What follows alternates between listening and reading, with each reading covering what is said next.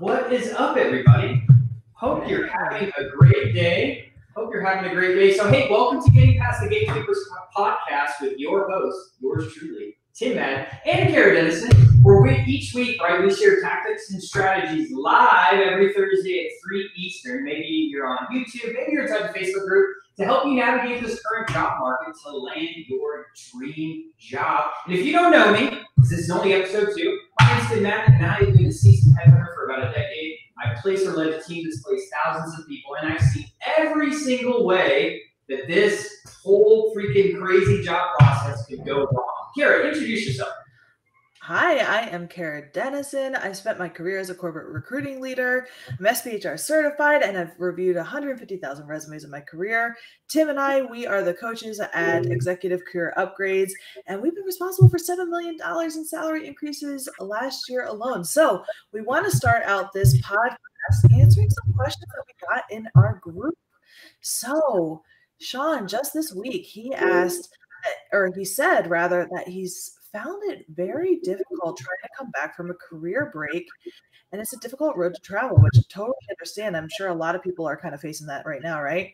He said that a very kind hiring manager spent some time talking to him and basically outlined that because he has no current experience, and with a ton of other applicants having some current experience, that he's getting screened out before even getting to a hiring manager, and that he's learned that the current recruitment practices are narrowly focused, not innovative, and certainly incapable of thinking outside the box.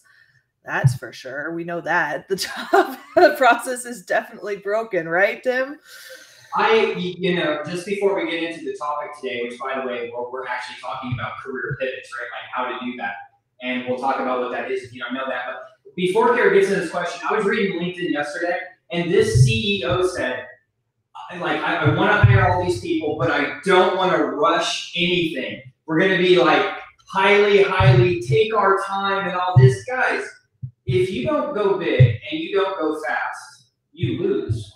If you meet good people, explain to me, let me know in the comments, right? If you find someone that you want to hire for your organization, if you're a decision maker, say you have already met a couple people and you know a guy, you feel confident he can do the job, why am I going to not wait to rush to hire this person? What sense does this make? We just had a guy go through in our program that we run, right? He went on, I don't even know, Kara, do you remember how many interviews this guy went on? Avalara. Oh my gosh. I think not to call out any companies, right? But Avalara, right? Longest hiring process in the world. 14 interviews. He's a tech guy. Went through all these full loops. Met with the senior vice president 3 times. The CT, all these people. And I'm sorry if you're with Avalara in the tech place in this group right now, right? But hey, man, how are you gonna meet someone 15 times? Say you love them. Say you're gonna give them an offer. Say all this seems great, and then at the last minute, reevaluate your company vision and figure out that you need to hire more senior level people first.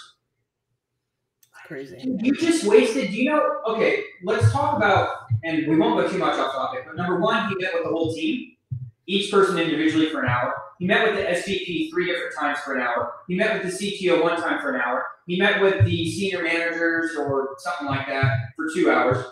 Dude, that's how much money? How much money did you just waste there of your team of interviewing people? Yep.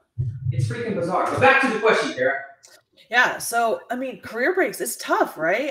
Especially if you've been unemployed, and especially around this time, I have been finding that a lot of companies are a little bit more understandable with everything that's been going on right now, but it is tough. And especially if, you're going through and you're getting stuck in this loop of the traditional hiring process, which we know, if you've been following us for any amount of time, is a broken process. So if you are stuck applying to jobs over and over and over again on these job boards, and you happen to get to a hiring manager or a recruiter, and all they're looking at is a resume that really just highlights this career break, it's going to be very difficult. And so my quick top tips are going to be, make sure that your branding is on point where it showcases your value. And there are ways to kind of minimize your career breaks if they're significant. And also just make sure that it's showcasing your results and your achievements that you've had throughout your career. And when you get to that hiring manager, make sure that you are showcasing that you can solve their challenges.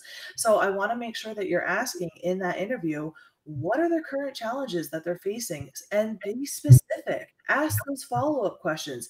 Okay, so how is that affecting the team? How is, like, what is going on? Why? And things like that. And tell the results that you've had solving those challenges in the past. Because at the end of the day, like Tim said, they're going to hire the person that is the right person who's going to be solving the challenges and providing value, whether or not you've had a break in your career or not. Yeah, here's another thing too. If you get to the end of the interview and the hiring manager, let's just be honest, right? If he says, hey, you don't really have any of this experience, hey, I'm sorry, you didn't have a good interview, brother. Okay. If you got to the end and someone's saying that, you obviously didn't highlight your skills, your accomplishments, your ability to like do this job. So maybe you need a little bit of help in that area. It's probably a combination of things. It's probably how you're branding yourself, how you're handling that conversation, right? And the other thing is this. A lot of people get tricked. One of the best tips we can give you is when people are asked a question, right, of, well, you don't really have that experience. My next very valuable question I'm going to ask that decision maker is, what do you mean by that? And I know this is pretty self-explanatory, but right now, all he said is, you don't have that experience. Maybe you're talking about a whole job or whatever. Like, we want to really dissect what specific experience don't I have? And we're going to really talk about how to overcome those objections here quickly. So stick around, John, if you are watching this, or I think he said he's going to watch the replay. The next thing, right? Next question from the group. I need to network more, but what a struggle it is during the pandemic. I'm with you. We're noticing people in our program, the coaching program that we run, are having to go on 3 or 4 times the amount of interviews and networking conversations. If you're unemployed right now, and you're looking for, or you're trying to make a shift in your career, hey, if you're trying to think about, I need to get on a couple interviews or having a couple conversations, you are setting yourself up for failure. Someone just joined our program a couple days ago, and he said, we asked him how many interviews he's been on in 3 or 4 months. He said 3. We were like, no. Each week, here's what you need to focus on, right? How can I get in front of as many people as possible? LinkedIn is a phenomenal tool to do that, right? You can literally find every single decision maker in the United States, in Brazil, in South America, wherever you're tuning in from. Business professionals are on LinkedIn. It's a phenomenal way to connect with people. Okay? It's also a phenomenal way to put out content to get known. Hey, you're right. You have to do a lot more activity than you have been in your traditional search. And that's exactly what it is that, yeah, it is a pandemic, and yeah, it's tough. There's a lot of things happening right now. People are glued to their TVs, CNN, Fox, whatever it is. They're glued to social media. They're glued to everything. And just like if you happen to be on our masterclass at all this week, they're busy. And so it really takes a lot. And I've talked to a lot of people this week who said, I followed up with people in my network. I've messaged them once, I've messaged them twice.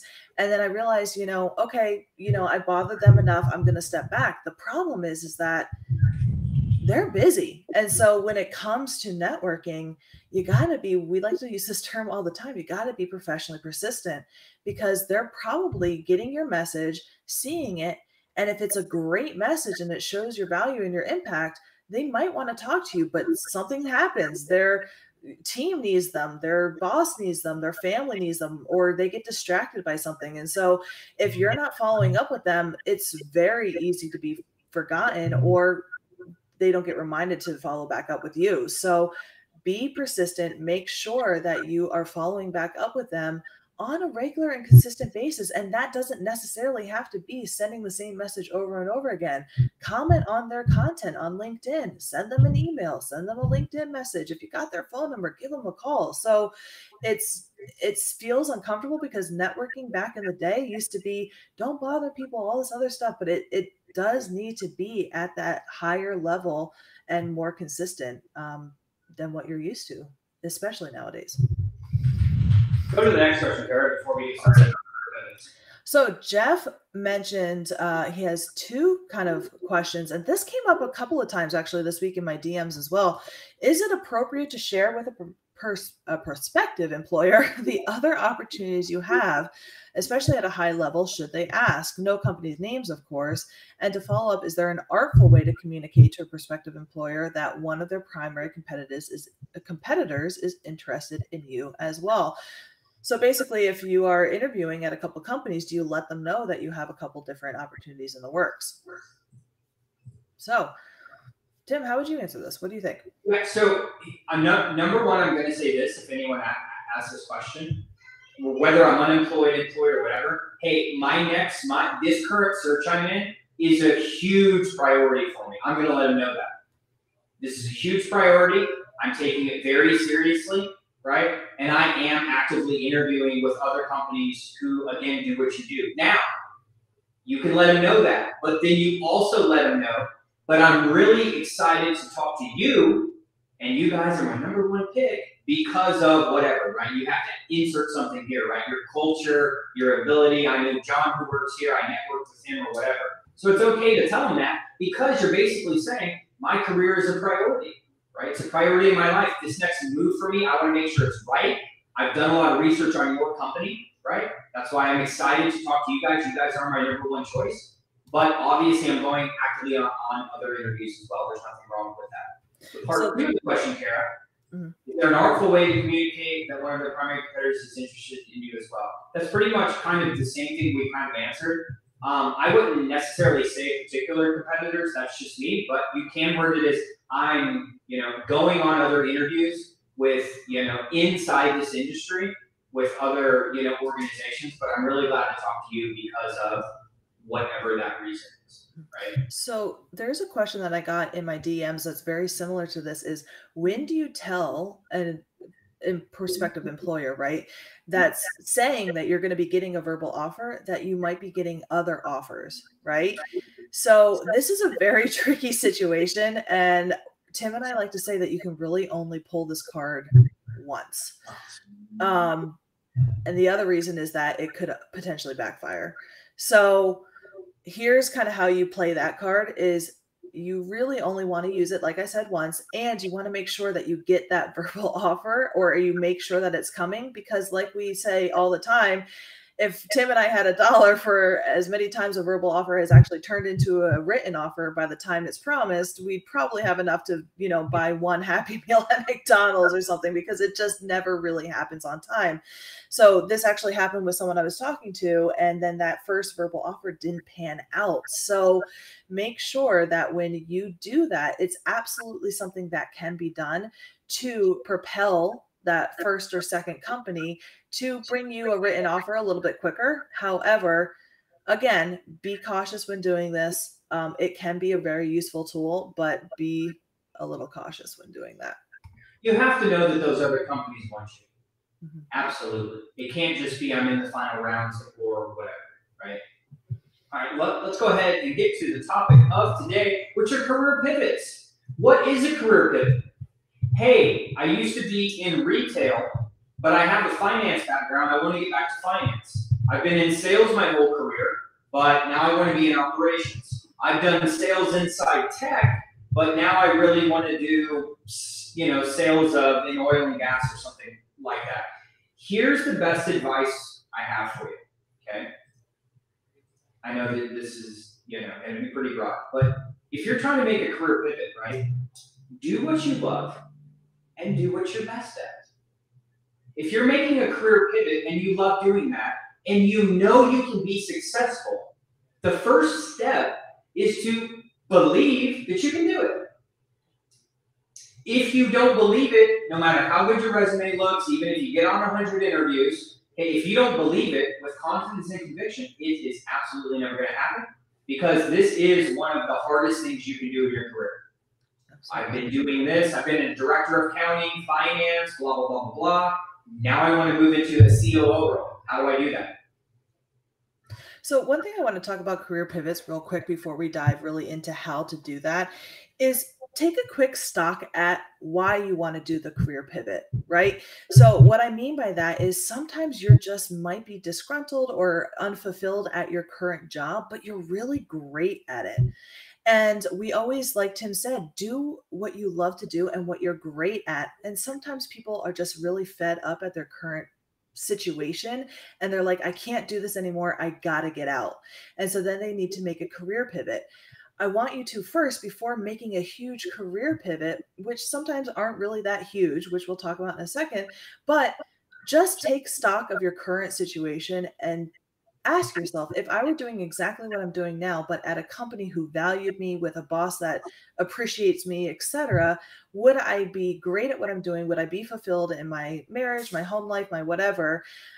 And then figure out if that's going to be your next step. Because if it is, then maybe it's just your current situation. If it's not, and you really truly don't like what you do, then, or your industry or whatever, then yeah, let's career pivot. But I just want you to take that first initial look at where you are first, because it could just be your current situation. That being said. Yeah, and you saw, if you were on our masterclass, and if not, we're going to provide a link in a couple days so you guys can watch the replay if you weren't able to attend. We gave some massive tips, but there's a person we worked with a while back. His name's Brandon. Brandon had been in retail management for like basically 20 years. And how random is this? Career pivot.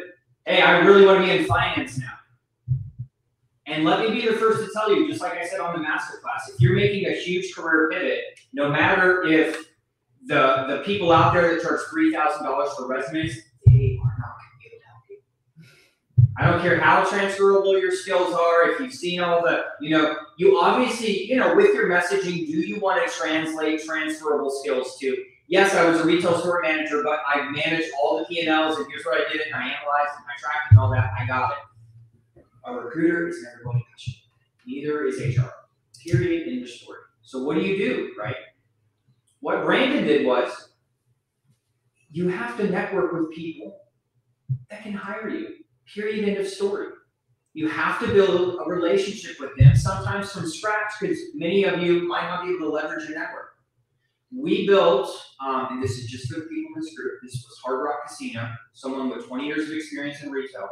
We built relationships with senior leaders in finance that, we were able to convey why he would be a good fit for that position. Literally, these guys wanted to help him so bad. If you remember Eric, I know it's a little bit. They wanted him to succeed so bad. Why? Because of his background? No. Because of his ability to truly build a relationship, an authentic relationship with people, and because he told them, without a doubt in my mind, my soul, etc., I can do this job exceptionally. And we built advocates for him inside that organization. And by the way, of course, there was not an opportunity there. There was not a job posted. There was nothing. Okay, so if you're only relying on these job boards, that's failing. You have to connect with people that you're trying to get connected to who can hire you. Because of his ability to do that, now he is a senior financial analyst at Hard Rock Casino. Came from 20 years of experience. But again, his resume didn't get him there. His ability to network, know what to say, and get people to believe him that he could get the job done. We're going to talk about the whole, how do you get people to believe you here shortly. Carrie, you want to move down the list on one thing that's very, very, very tremendously important? Yeah. So before you get on these networking conversations, which is extremely important so you can showcase your value, the first thing people are going to see is how you present yourself online, on your resume, on your LinkedIn profile, and things like that as well, right? So a lot of times when people are trying to pivot careers, they try and broaden their experience because they're just trying to get out of either their industry or what they're doing, etc. And the problem with that is they confuse people because they're trying to be a jack of all trades and they're a master of none. And they don't state what they're targeting. They don't have a clear direction of where they're going. And it just gets super, super confusing. And confused people move on extremely quickly. So what we always recommend to our clients is get extremely targeted and focused on what you want to do. like Brandon, who decided, I want to be a financial analyst or a senior financial strategist, and go straight to that and maximize your skills and achievements that focus on what you're targeting and minimize your industry. If he was retail, so we just minimized that as much as we could, maximize all the skills and achievements that focus on those types of things that he was targeting towards. And we minimize the fact that he any type of jack of all trades and focus on that exact thing.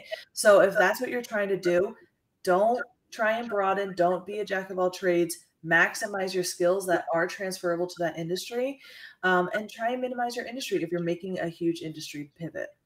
And normally decision makers are going to be more likely to connect with you than recruiters or HRs, because let's be honest, if you're targeting finance jobs and that headhunter or recruiter digs your profile or your resume, again, they're not going to move you on. They're going to look at it for a second and say no.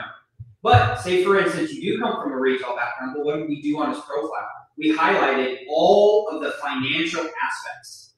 Every single financial aspect. We didn't talk about operations. Why? That's all he's doing. We didn't talk about training. We didn't talk about, the things that don't matter, that aren't relative to what he's targeting, which is most people's problems. When we did that, we were able to get him connected to those people on LinkedIn. Most people, when they create a resume, they just put all of their experience. Wrong answer. When you do that, no one's going to talk to you, okay? So let's talk about objections for a second, right? So objections you're going to get while trying to do this career pivot. Number one, when we're networking with people and they say, we're really looking for someone who has this experience specifically, my next logical question is, what do you mean by that specifically? I want to dive in. What exact experience do you not think I have? Isolate it first. And most of the time, you probably do have that experience. So maybe the objection is, hey, Brandon, we really want someone who has finance experience, who comes from a finance background. You don't have any. I know you have a degree in finance, but you really don't have what we're looking for. Number one, question, what do you mean by that? Well, I mean, you've never even managed P&Ls or know how to blah, blah, blah. Hold on. I have done that. So here's the best way to overcome objections while you're in the interview. Number one, ask the right follow-on questions. But you always agree with them. So if they say the finance thing and you say, the number one thing is the P&L thing. Number one, hey, I absolutely agree with you. Because if someone says, if Kara tells Tim Madden that I don't have the experience, if I say, oh no, Kara, I actually do have the experience, two negatives, hey man, this isn't multiplication. It doesn't work. Okay. Kara says this to me, hey Kara, I completely agree with you, right? Even if they say something crazy. I completely agree with you. Number one rule of sales, agreement. Agree. Okay. Trust me, it will serve you well. Hey, I agree why you may feel that. I completely agree with you. Number two, I can understand why you may feel that way based on what you're seeing. Number three, hey, I wanted to let you know I actually do have P&L type of experience. While here I manage this budget, here's what I did, and more importantly, the most important thing, the only thing that really matters, here's why I've been specifically successful doing it, with maybe metrics, or just by saying, because I did it successfully, this impact had it. That's how you overcome some of these objections in the interview. We're going to go through a couple more. Can you think of any, Kara? I love the project manager. Like a lot of times project managers don't directly lead people. And then they're trying But then in another organization, they might. Right? Well, that's true. That's true. Or they're trying to pivot into, I was just talking to someone today who is trying to target some leadership roles, but she's never actually led a team of people. We find this a lot of times. You're trying to target. I can name off a couple. We got someone who's been on 3 board of directors jobs, but she's never been a CEO. Massive success. Mm-hmm. Literally top 300 businesswoman success. Getting hit with, yeah, but you haven't led anybody. Mm-hmm. Yeah. I mean, especially if you're targeting your first 6-figure, or if you've done a lot of those SME type roles, you haven't directly led a team, but you have that experience. You've led cross-functional teams. You've led projects. You've had to do a lot of collaboration. If you're a project manager leading a project and you're overseeing vendors and architects and engineers, or maybe you're in the technology space. If that project isn't finished on time, whose fault is it? It's not anyone but yours. Yeah. But you're not in control of those people? Hey, dude, you're in control of those people. Now, on your evaluation report, do they report to you? No, but do they report to you? Yeah, they do. They better get their crap done on time, because if not, it affects you. So I would argue that, hey, you haven't really led any teams, and that's what we're looking for on our director of project management team. Hey, I completely agree with you. Number two, I can see why you may think that based on this. But let me tell you, over the years, I've done 500 projects totaling over $500 million. I've led specifically these cross-functional teams and this and this and this, and just put it all together. They consisted of these people. Now, if they didn't get it done when they said they do, that was my fault. My boss fell that on me. So while you're right, did these people report to me? Not officially, but absolutely they reported to me. And on one of these projects, I managed, 120 people. And now, what did I not talk about yet? How did I do it successfully? So now I've kind of talked about the experience and my ability to lead these teams, these cross-functional teams, successfully, is why these projects were always done ahead of time, on budget, whatever the case may be. Right? You're going to get these questions in these interviews. If you don't know how to handle these, interview's over, man. Oh yeah, we'll call you. Yeah, we'll call you next week. 6 weeks later, you email them, a couple times, and they haven't got back to you. We know how frustrating that may be. So let's talk about it. Just a couple more examples. Sales guys get caught with this all the time. Or maybe you're in travel and hospitality operations. This is probably a better one. And now you want to do anything you can because you need a job, right? But you're in hospitality. Jane, you come from a hospitality thing. What's the difference? Can someone please let me know what's the difference on managing hundreds of people to make sure a task is done? To make sure they're trained effectively? To manage budgets? What's the difference in managing these budgets? If you are an effective leader in operations, you can be successful in every industry. The same thing with salespeople, right? They always get hit with, hey, you've been super successful in construction, but you don't have the experience in tech. Let me just share with you.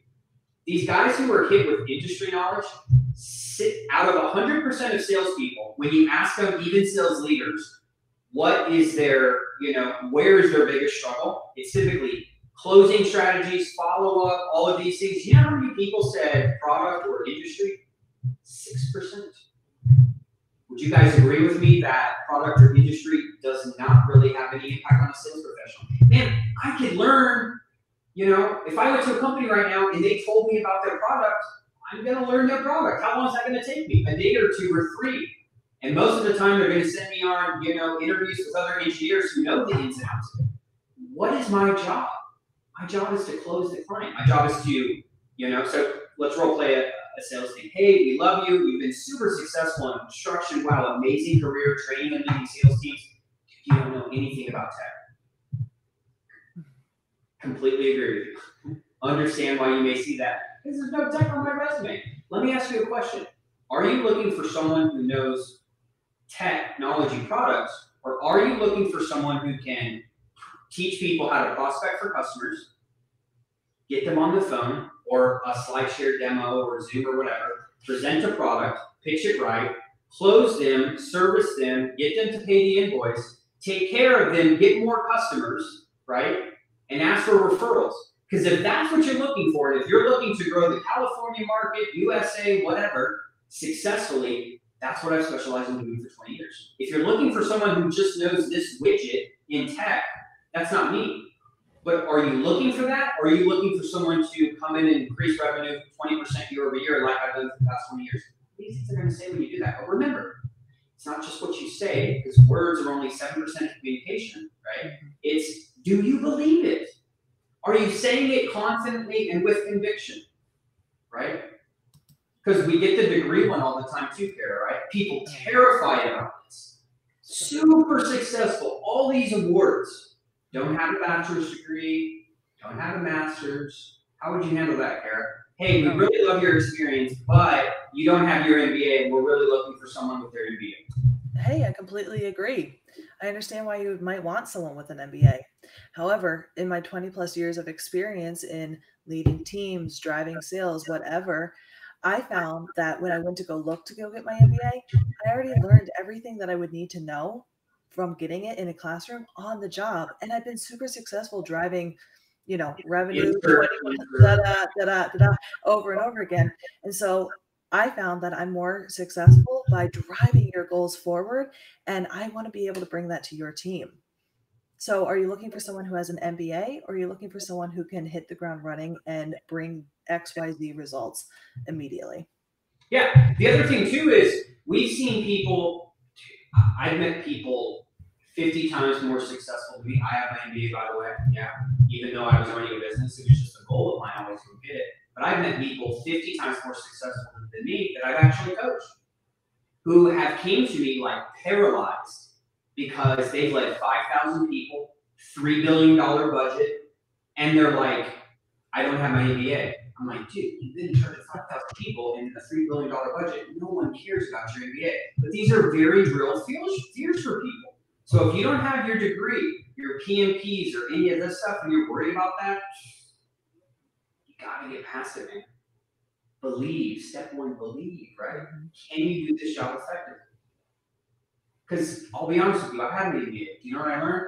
Advanced accounting skills, a little bit about marketing, and I don't even remember this stuff. Yeah, I mean, I have my SPHR, and pretty much the things I learned are laws. All the other stuff I learned on the job. So, and then one more thing, and then we'll go ahead and wrap up for the day. We're actually working with someone who's a cyber security executive, right? Who doesn't have her CISSP, which that's just like the valid stamp of being in this industry. Explain this to me. She actually teaches the class and gets people certified, and she's not even certified. We have people in our program who teach the PMP classes who are not certified, but they've been in project management for 30 years. I assure you, this is not holding yourself back. It's probably your approach, how you're branding yourself, how you're effectively communicating it, how are you overcoming these objections, right? And your ability, right? I just had a comment from Nicole, who I got my MBA with. What's up, Nicole? Right? Is, this isn't holding you back. I assure you, nothing that you think that's holding you back is. Where the problem is probably you not being able to explain it through storytelling, which would be a great another topic, just how to tell great stories in the interviews to actually get people to remember. Anything you want to say before we wrap up today, Kara? I got a question in in my DMs about this. Someone is watching our podcast, so we can go over that. But one thing that we did want to say is that we're not magicians, right? So you have to be a little bit realistic about changing industries, So it is a little bit tough if you want to be a sales guy and then become a software engineer immediately, right? Something like that. So be a little realistic in your changing your industries. But one of the questions that we got was, I'm getting very few people to engage with me because they're stating that my experience is not current. How do you overcome that? You can't lose experience. And that's exactly right. I would say probably what's happening right now is you're having a hard time explaining accurately the value that you bring. And it's probably something going on with framing your experience and your achievements in the interview. Because you're right. I like to frame stuff too. Well, what's been helpful is, even though I maybe did it 6 years ago, right? Is just telling someone, when they ask me if you have that experience, absolutely, yeah, I did this. I'm not going to say back in 2014, right? But you're right. You don't lose experience, right? You just don't. If you learn something, just because I used a system a couple of years ago, doesn't, mean, but everyone's situation is different. But hey, how are you going to overcome that? Here's the one that we get, since we're talking about objections, and it gets me so fired up. We have people that say, you guys know Salesforce, right? So maybe ops teams use it across the country. They use Infusionsoft. They use different systems, which are pretty technical. You get this one all the time to our people do. Hey, I know you've been a seasoned sales leader. We need someone who knows the ins and outs of Salesforce. Completely understand. I agree with you. I understand why you feel that way. Hey, over the past 20 years, I've used 15 different CRMs. Here's what I know. They all have customer data. They all have follow-up mechanisms. They all have this, and they all have the little quirks. Hey, I've been really good at learning 15 different systems throughout my year, and it's only taken me a couple days to wrap up. Again, hey, if you're looking for someone who's an expert at Salesforce, again, that's not me. If you're looking for someone who's an expert to drive revenue and will use every resource available, that's exactly what I can offer you. Because again, what are they really looking for? Wrap us up, Kara. Awesome. Thank you guys so much for joining us in the Getting Past the Gatekeeper podcast. Join us in our Facebook group, the Executive Career Network, every Thursday live at 3 p.m. Eastern Standard Time, 12 p.m. Pacific Standard Time. I can say time zones. We're your hosts, Tim Madden and Kara Dennison, and we'll see you next week. Thanks, guys.